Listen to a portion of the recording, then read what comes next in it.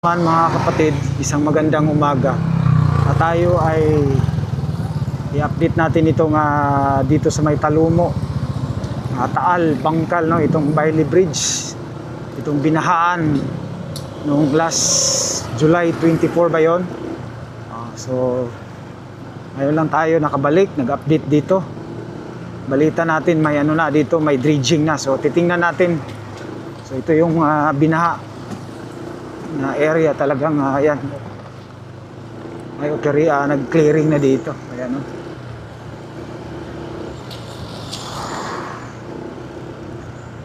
So itong mga taxi na ito, ayan, ito na po, ayan, no? Kita natin ito yung umapaw yung baha dito dahil yung mga kahoy talagang nagsasabitan. Tingnan natin saan sila nag-dredging dito ngayon. Saan yung dredging nila?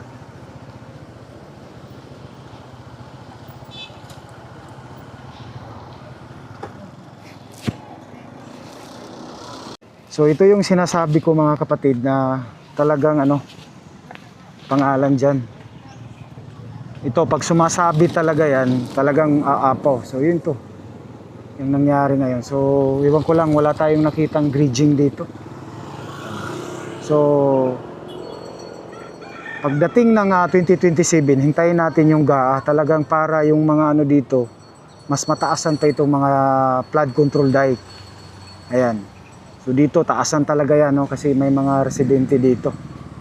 So doon sa kabila, kung wala pang dike, budgetan yan, nandun sa master plan, no?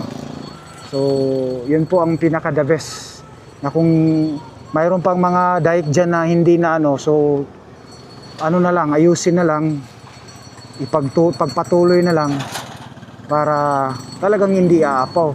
Imagine pag malakas ang ulan sa bukid, dito talaga bangga talaga dito.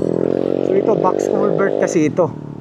So katulong kasi ito para mahati yung yung daloy ng tubig baha papunta dun sa Talumo River. Ang kaso ang nangyayari nung panahon na yon, pag builo ng tubig, kasi yun nga, pag malakas ang baha, talagang kahit ano pa, nara pa yan. Talagang haros na siya. So dito, nagkataon kasi sumangit dito. Medyo mababa na kasi itong Bailey Bridge. Kung mas mabuti pa nito, taasan. Para talaga yung mga puno, hindi na masyadong mababa.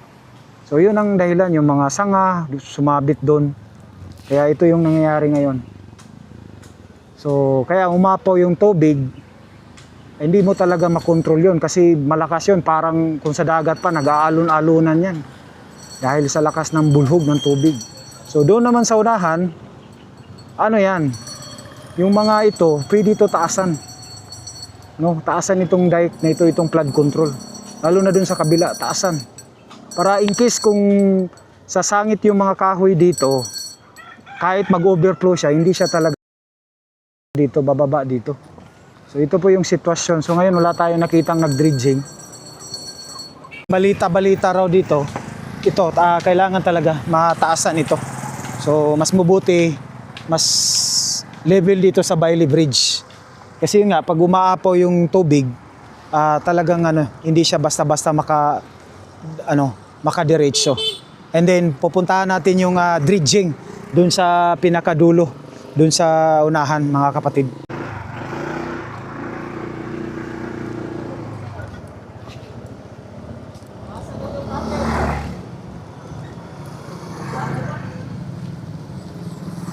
So, stay tayo dito, liko tayo dito.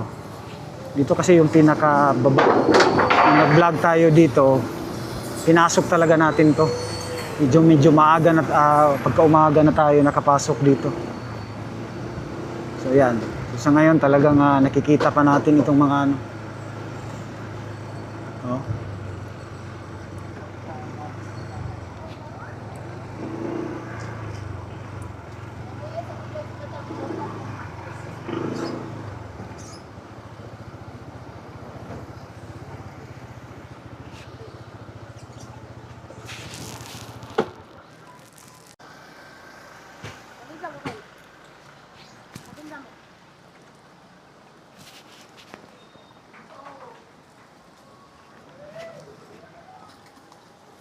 So ito na yung sitwasyon ngayon dito. Ito yung ano ng dredging nila. Ayan, nakita pa natin may buntikab pa.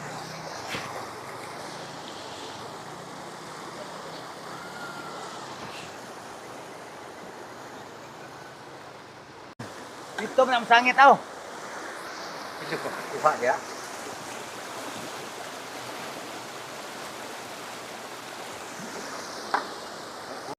Dito mo na masangit aw. Ito ko, kuha dia.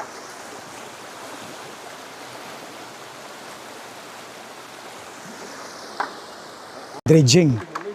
So pupuntahan natin mamaya doon, no? Yeah. Gwapo. Diya pa sa unahan. So mga pero medyo nakuha na gyud siya gamay. Kuha to ba? Dako pa matuguna ka ba? Kani katulo na ko ka ba ni kung isang balay. Oh, Tulo na na. tapos Kani isa pa. isa pa.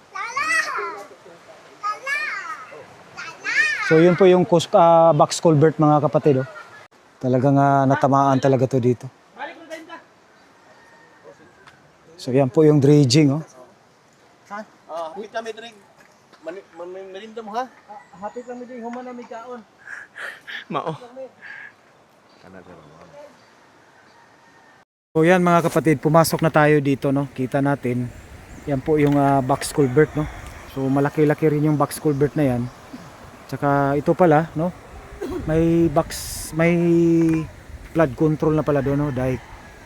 So itong mga residente dito, talagang dito lang talaga sila, no, tumira. Ayan, kita natin, no. Oh, may dike na yan.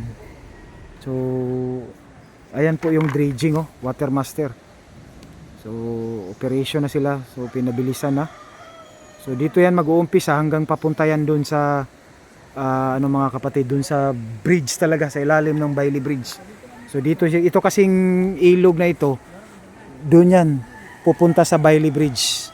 So ito parang ito lang yung sa gilid ng dike doon sa Bailey Bridge sa ilalim, itong box culvert para maging katulong ito. Kaso nga ito nasabitan ng kahoy, yun po, nag-overflow yung tubig, hindi nakatulong, hindi nakadaan, nahati yung tubig baha.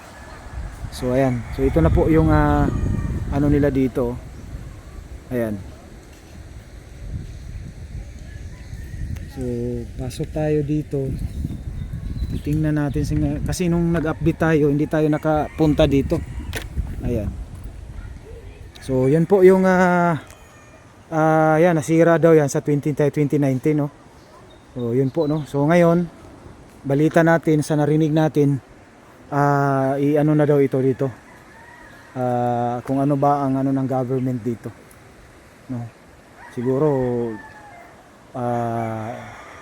mag-ano sila dito ng dike flood control, kasi yung kita natin may mga residente pa doon, no. Ayan. So talagang kailangan itong doon sa Inichi, ito yung continuation doon sa Inichi, no, doon sa may bangkal.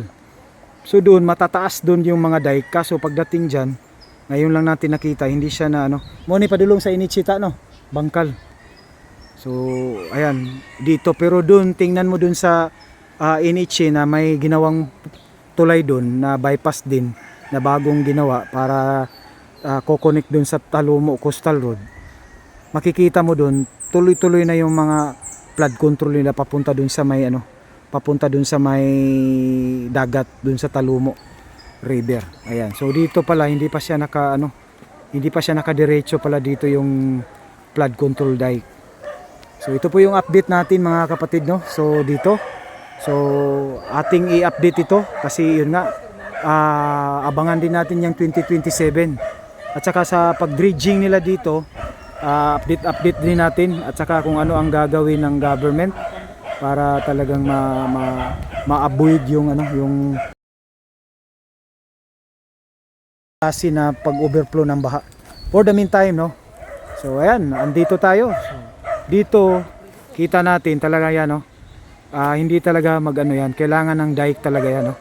Mas mabuti palitan yan. Nakaano man talaga, nakagabyon siya, oh. Andito doon na side nakagabyon, no. Dito na side naka-dike talaga. Oh, kita natin. Oh, may gabyon din yan, oh, may dike. Kaso talagang mas maganda yung dike talaga. Oh. Ayan. Kasi pag kinutkot yan dito, pag naano yan dito sa baba at matumba ka agad yan sa taas. Mabuti yung yung dike talaga na pulido pagkagawa. Lalo na yung ginawa ng Japan diyan sa may Marikina. Talagang yan. Solid talaga yun kasi may pundasyon. Ito oh, wala yan oh. Gabyon lang yan. Oh. Hindi yan tatagal. So yun nga ang narinig natin, in-inspection na daw ito kung ano ang gagawin ng government ngayon. Ayan. Pero dito, ito pala, ito yun, dugtong pala doon. Ayan, iyan pala yung dike na yan, oh. Ayan, kita natin sa likod ng bahay. So, street yan doon. Oh, kaso lang nasira yun, oh. 2019 pa daw yan. So, walang budget, oh, hindi na repair. Ayan.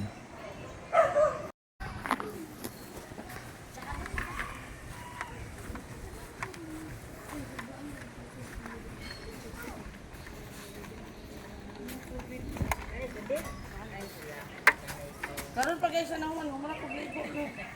Nakapalit kog ice yate. Napaligo nung kog ice. Ice? Oo. Ice ako kaligo.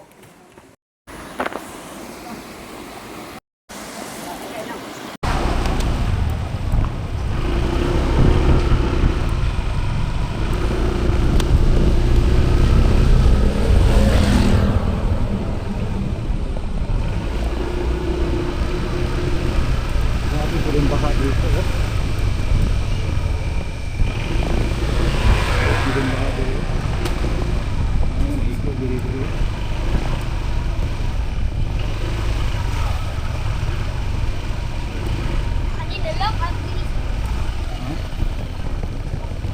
Ito, putik siya. Hmm?